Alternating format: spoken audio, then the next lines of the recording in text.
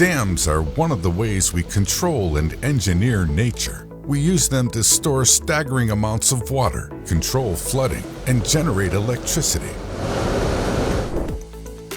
This is the world's largest hydropower dam, the Three Gorges Dam in China. When it was built, it flooded a total area of more than 156,000 acres of land with 42 billion tons of water. The sheer amount of water was enough to alter the Earth's rotation by an estimated 0.06 microseconds. So in spite of their extraordinary size and capacity, how are dams built? Dams are usually built between a water source such as a river and a valley. The valley is later converted into a reservoir or an artificial lake using either water redirected from its natural source or elsewhere. Rivers are diverted using tunnels along the side of the dam or its foundations. During the construction of these channels, soil is excavated and larger rocks are blasted with explosives to clear the path for water. For dams built across large flowing rivers, simply constructing channels to divert the water supply won't be enough. Instead, dams hoping to divert large rivers utilize dry construction pits built on one side of the river. The dam construction then proceeds in stages, where water is allowed to pass through openings in completed portions of the dam. The reservoir can then be filled. Dams are either built on soil or rock foundations, depending on the type of dam and how much water it is intended to support.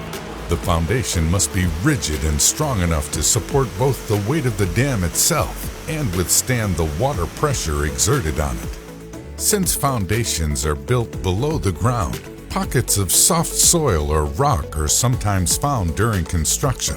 They're replaced right away with stronger materials to ensure the dam's foundations are as sturdy as possible. Then any fissures or cracks are filled up right away with grout to prevent water from leaking out once the dam is complete. Going on to building the dam itself, you might be wondering where all the concrete comes from. For most dam construction projects, concrete batching plants are built on-site. This gives workers access to large quantities of ready-to-use concrete, which is transported to the construction site using either a system of conveyor belts or via trucks and cranes. This concrete is then poured into a mold made in the required shape of the dam. The mold is built up in layers 3 to 6 feet high.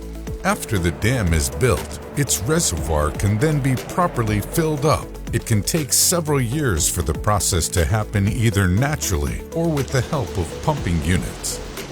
At this point, the water level behind the dam must not be at operational levels. The dam has to be tested first.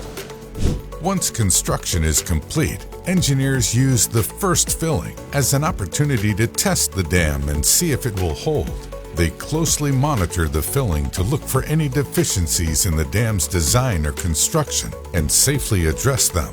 Inspectors check for signs of seepage, cracking, or erosion. Repairs can be made to get the dam performing to its intended capacity. Dams are split into two categories, low hazard and high hazard. This refers to the amount of damage it would inflict on its immediate surroundings if the dam fails.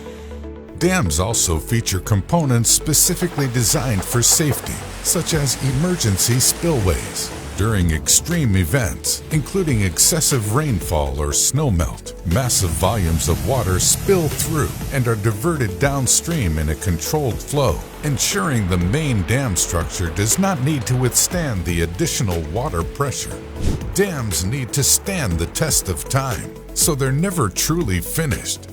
Changing water levels around the world affect the operational conditions of these megastructures over time. Prolonged droughts can significantly reduce water levels in the reservoir behind a dam, affecting its ability to provide electricity. Whatever the case, dam operators and planners need to be ready to adapt and respond to any condition.